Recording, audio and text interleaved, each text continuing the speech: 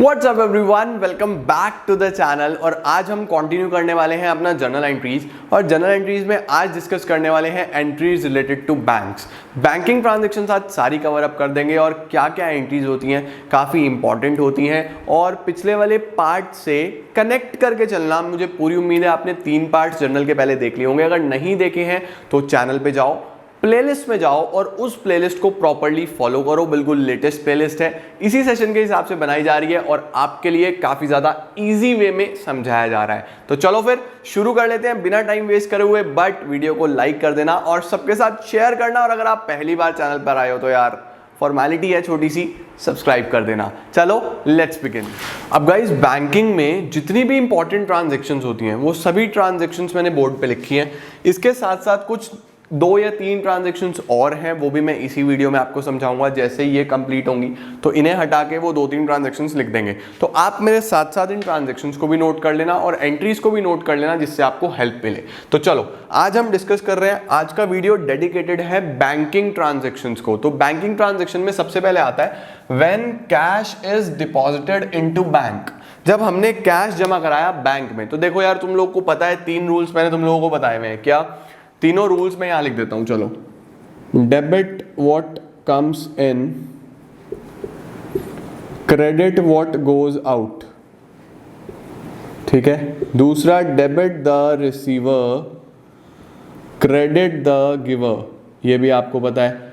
तीसरा debit all expenses and losses, expenses and losses, credit all incomes and gains.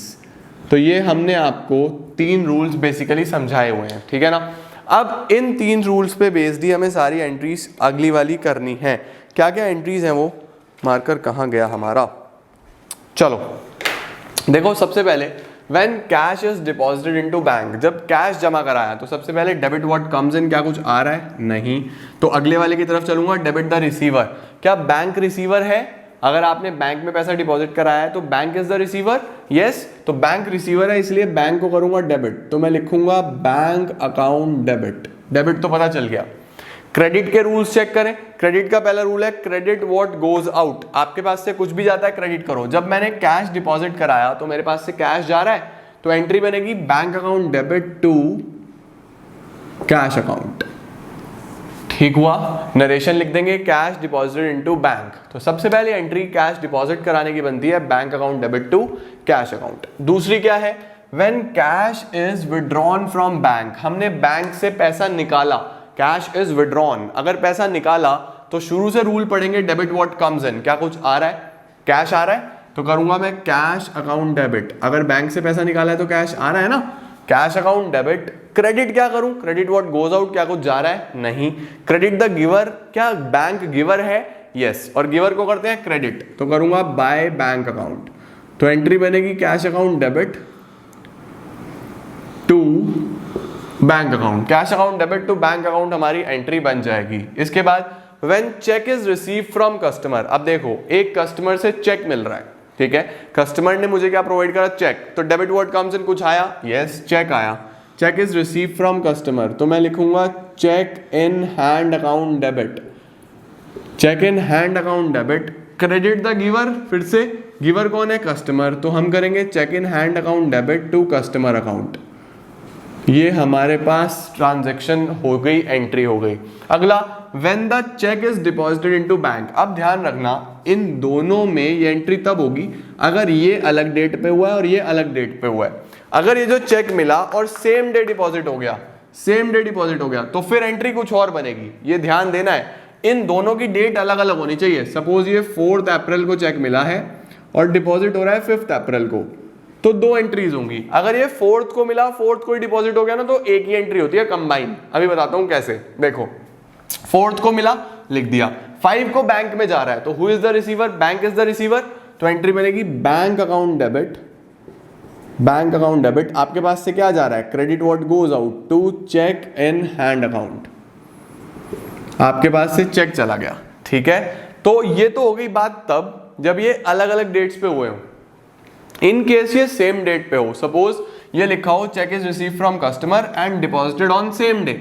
अगर same day deposit हो गया तो इन दोनों को मिला दो। देखो, अगर सेम डे डिपॉजिट हो गया तो आपको चेक लिखने की जरूरत ही नहीं है, तो आपको चेक नहीं लिखना। देखो मेरे पास चेक आया और इमीडिएटली बैंक में चला गया, तो मेरे पास चेक रुका ही कहाँ, तो हम लोग बस एक ही एंट्री कर देते हैं, फिर ये 2 एंट्री नहीं होती, फिर एक ही एंट्री होती है कि आप bank account debit directly, bank account debit to customer account, to customers account, सीधा सीधा डेबिट डेबिट अल्टीमेटली रिसीवर हो गया बैंक और क्रेडिट द गिवर हो गया कस्टमर, सीधा। यहाँ पे चेक की जरूरत ही नहीं है, क्यों? क्योंकि चेक मेरे पास रुका ही कहाँ।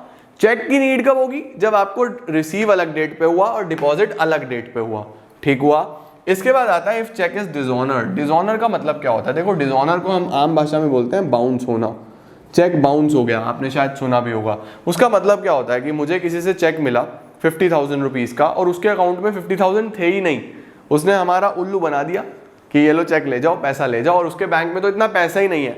तो जब मैं जाके चेक लगाऊंगा बैंक में, तो बैंक उस टाइम पे तो बस हम रख के आ जाते हैं, जब बाद में पता चलेगा कि ये चेक तो बाउंस हो गया, डिसऑनर हो गया। तो आप मुझे बताओ, ये जो आपने एंट्री करी थी पैसा मिलने की बैंक को, ये तो डिसऑनर हो गया, तो इसको कैंसिल कर देना चाहिए। एंट्री को कैंसिल करना होता है तो जस्ट रिवर्स कर दो।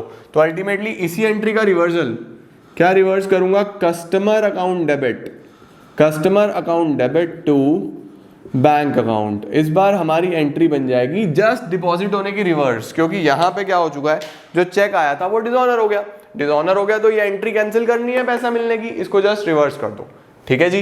अब आता है if customer directly deposited amount in bank. मेरे बैंक में एक कस्टमर ने डायरेक्टली पैसा जमा करा दिया। अगर बैंक में कस्टमर ने डायरेक्टली पैसा जमा करा दिया तो क्या बैंक इज द रिसीवर? मेरे पास पैसा नहीं आया, मेरे बैंक में आया डायरेक्टली, तो बैंक रिसीवर है। तो मैं क्या लिखने वाला हूं यहां पे? Bank account debit, bank account debit to giver कौन है? कस्टमर, तो हम लिखेंगे bank account debit to customers account. समझ में आई आपको बात? ठीक है। नेक्स्ट आता है if any payment is made by cheque. Suppose मैंने किसी इंडिविजुअल को पैसा दिया है और चेक से दिया है, किसी पर्सन को दिया है, ठीक है, सपोज मिस्टर एक्स को दिया है, तो मैं क्या बोलूंगा? Mister X is the receiver, debit the receiver, तो एंट्री बनेगी mister X account debit to. ध्यान रखो पेमेंट के केस में ना आपने कभी भी ये चेक वर्ड यूज नहीं करना, नेवर। पेमेंट में आप कभी भी चेक वर्ड यूज नहीं करोगे, क्योंकि पेमेंट होती कहां से है? डायरेक्टली आपके खाते से होती है, डायरेक्टली आपके बैंक अकाउंट से पैसा कट जाता है। तो जब भी ऐसा हो हमेशा पेमेंट के लिए ध्यान रखो बैंक वर्ड यूज करो। तो अगर मैंने किसी पर्सन को पेमेंट करा है तो मैं एंट्री करूंगा पर्सन, या मैं पर्सनल लिख देता हूं, पर्सनल अकाउंट डेबिट जिस भी पर्सन का है टू बैंक अकाउंट, क्योंकि हमने डायरेक्टली बैंक से पेमेंट हो गया, मेरे अकाउंट से पैसा चला गया। अगर कोई एक्सपेंसेस पे करे, जैसे सैलरी दी चेक से या कुछ वेजेस दी चेक से, तो अल्टीमेटली वो भी एक्सपेंस है, तो सारे एक्सपेंसेस डेबिट होते हैं, तो एंट्री बनेगी एक्सपेंसेस अकाउंट डेबिट। देखो लास्ट वाला रूल लग रहा है, क्योंकि ना तो कुछ आ रहा ना कोई रिसीवर का पता, लास्ट वाले में एक्सपेंसेस डेबिट करते हैं ना, तो एक्सपेंसेस अकाउंट डेबिट, और आपने चेक से पेमेंट करा है तो टू बैंक अकाउंट। बस ध्यान रखना पेमेंट में कभी भी चेक नहीं लिखना, चेक कब लिखना है? जब सिर्फ रिसीव हो, समझे? लो जी, ये हमारे पास स्टार्टिंग की 8 एंट्रीज हो जाती हैं जो आपको बहुत ध्यान से करनी आनी चाहिए, ठीक है। आगे बढ़ते हैं और कुछ और एंट्री देख लेते हैं हम लोग। इसको आपने नोट डाउन करा? आओ जी फटाफट से, अगर स्क्रीनशॉट लेना है तो स्क्रीनशॉट लो, जल्दी जल्दी लो फटाफट।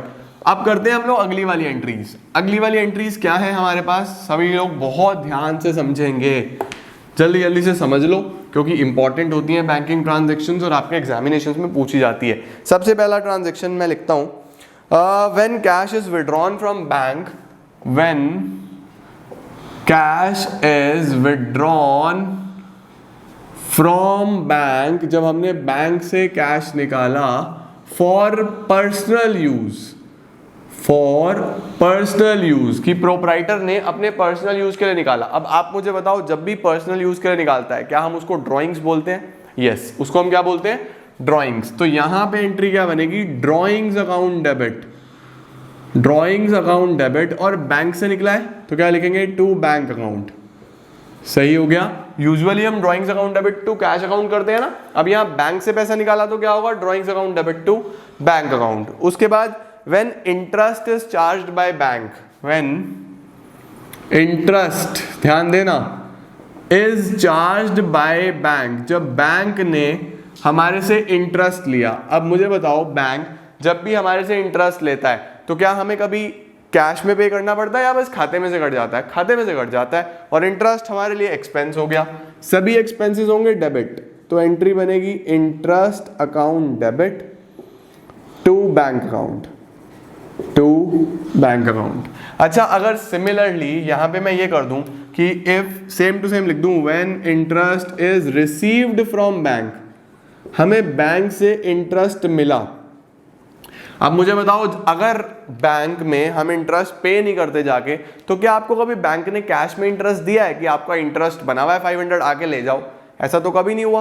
बैंक इंटरेस्ट भी कहां दे देता है? हमारे अकाउंट में ही दे देता है डायरेक्टली। समझ रहे हो? बैंक हमें कैश में कभी इंटरेस्ट नहीं देता, हमेशा किस में देता है? हमारे अकाउंट में ही देता है। तो कैश तो रिसीव होगा नहीं, मैं क्या लिखूंगा इस बार? डायरेक्टली बैंक अकाउंट डेबिट, बस मेरे अकाउंट में ही आ रहा है bank account debit to interest account. Interest credit क्यों हुआ? क्योंकि मेरी इनकम है, credit all incomes and gains. ठीक हो गया। तो इंटरेस्ट रिसीव्ड, इंटरेस्ट पेड की एंट्री होगी। उसके बाद आ जाता है अगर कुछ बैंक ने चार्जेस ली, if there are some bank charges. कई बार बैंक चार्जेस होते हैं ना, कुछ बैंक ने सपोज लोकर चार्ज ले लिया, या फिर वो एटीएम वगैरह के चार्ज होते हैं, चेकबुक के चार्ज होते हैं, तो कुछ चार्जेस लेता है बैंक आपसे अपनी सर्विसेज के लिए। तो जब भी बैंक चार्जेस लेता है तो वो भी बैंक आपको ये नहीं बोलता कि आप हमें आके कैश में दे जाओ, बैंक आपके अकाउंट में से माइनस कर लेता है डायरेक्टली। तो उस केस में क्या एंट्री होगी? बैंक चार्जेस अकाउंट डेबिट, क्योंकि आपका अल्टीमेटली एक्सपेंस है। तो आप क्या कहोगे यहाँ पे? Debit all expenses and losses, bank charges account debit to bank account, क्योंकि आपने कैश से पे नहीं करना, सीधा सीधा आपके बैंक अकाउंट से ही ये माइनस हो जाएगा। तो ये थी गाइज हमारी बैंकिंग वाली सभी ट्रांजैक्शंस, जो कि काफ़ी इंपॉर्टेंट रहती हैं, और यही सारी ट्रांजैक्शंस आपको अच्छे से करनी भी हैं।